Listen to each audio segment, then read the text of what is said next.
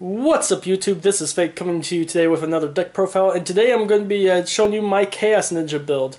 This build has done very well for me in tournaments, has gotten me at minimum a 5-3 record in the regionals I've been to with this thing. And since this has been one of my more favorite warrior archetype of all of the Yu-Gi-Oh series, been polished, remade a couple times through the last few months, and brought back into testing, and so far it's testing really well again to the point where I'm thinking about using this in a tournament again sometime in the future. So without further ado, let's get to the profile. As always with any ninja build, start off with 3 Ninja Grandmaster Hanzos. Get to your transformation trap and to your other ninja monsters. And the other one running deck is Upstart Golden Ninja. We have a very heavy trap count in the build, so it's very easy to loop with this guy to activate his ability, special summon Hanzo effect, search out another Upstart Golden Ninja, and then just rank forward to whatever you need. And one oddball ninja that I'm playing 2 of in this build, that you'll see the reason why for in a minute, is 2 Flame Armor Ninja. Part of the reason why I use the transformation trap that goes into dragons and this guy's level up to level 5s do help, and I do actually have a rank 5 XCs combos in this build. This guy puts in surprising use, and when I'm out of Upstart Gold Ninjas to search for, he's just in here to thin out the deck a little more to get to my other support cards. Speaking of support monsters, run the 1 Thunder King Rai-Oh. Kinda have to against some of the builds out there. Rai-Oh's just awesome. 2 Effect Veilers.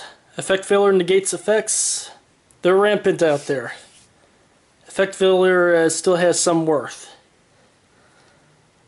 And then on to the dragons, I run first off 1 Alexandrite Dragon, light attribute, 2000 beat stick, and one of those options that if you can't super transform into one of your big guys because your opponent has a monster on their side of the field that's too low of a level, just a nice added option in there. 2 Vice Dragons, good dark attribute target. Same reason to keep in here for the Alexandrite Dragon, free special summon, and this is the guy that I use to combo with my Flame Armor Ninjas to go into my rank 5 plays. And I do go into them often enough in this build that it has bailed me out in the past. 1 White Dragon Ninja, protects all your back row. And 1 Dark Horus. Figure run 1 of each in here, 1 of each attribute. And these 2 have had their shining moments with each of their own merits when I needed each of them. And then obviously, since I'm running plenty of light and dark monsters, 1 BLS. That's it for the monster count. On to the spells. 3 Pots of Duality. Good deck thinners for the build, gets to your Hanzos pretty quick. Reinforcement of the army. Allure of Darkness, and you know me that by this time, gotta run the Dark Hole. Clear the field. And it's especially fun to Dark Hole now when you have no monsters and the fire hands can't really hit anything. So only the 6 spells. Onto the trap lineup, pretty sizable trap lineup that you have to have with a build like this. 3 Ninjitsu Art of Super Transformations, your main card for going into each of your dragon monsters. Very useful in the build, and it sends from the field to the graveyard, so anti-destruction cards like Stardust Dragon and Silent Honor Arc, and well, can't use this against Silent Honor Arc anyway, but just naming off some examples that sending means nothing against those things. They just rampage anyway. Onto the other traps, 2 Safe Zones. Gotta have the White Dragon Ninja Safe Zone combo in there, plus these have come in use in the past for other situations. 2 Deep Prisons, 2 Fiendish Chains, pretty staple in my opinion, 2 Call of the Haunted. These have bailed me out. You can sub these in for other more controlling traps. I've always liked 2 Call of the Haunted to make my Sci-Fi Xyz and search plays more alive with Hanzo.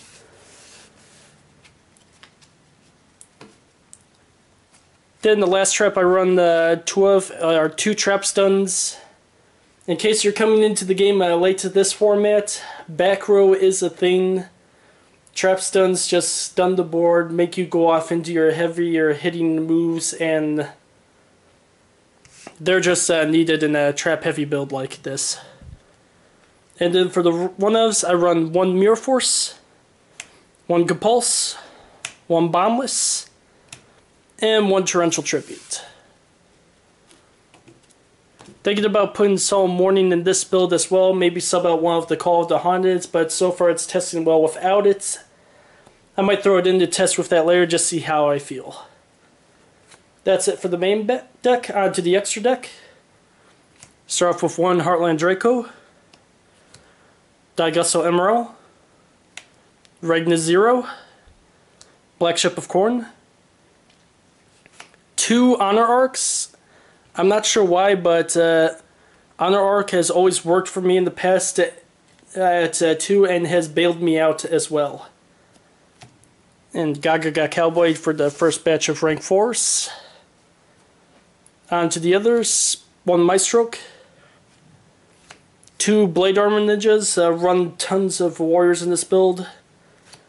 2 Heroic Champion Excaliburs, same reason, run tons of warrior, and there's some attack powers out there that you just have to power over.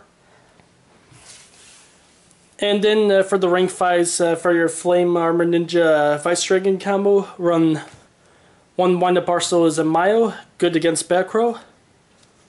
1 Volcasaurus, burn/destruction of opponent's monsters. And if you want to attack more freely and not have to worry about certain trap cards, Tyrus, Keeper of Genesis, and then clear the board with his effect right after that. And with that, that is my Chaos Ninja deck profile. Hope you enjoyed it, and as always, comment, rate, and subscribe. And until next time.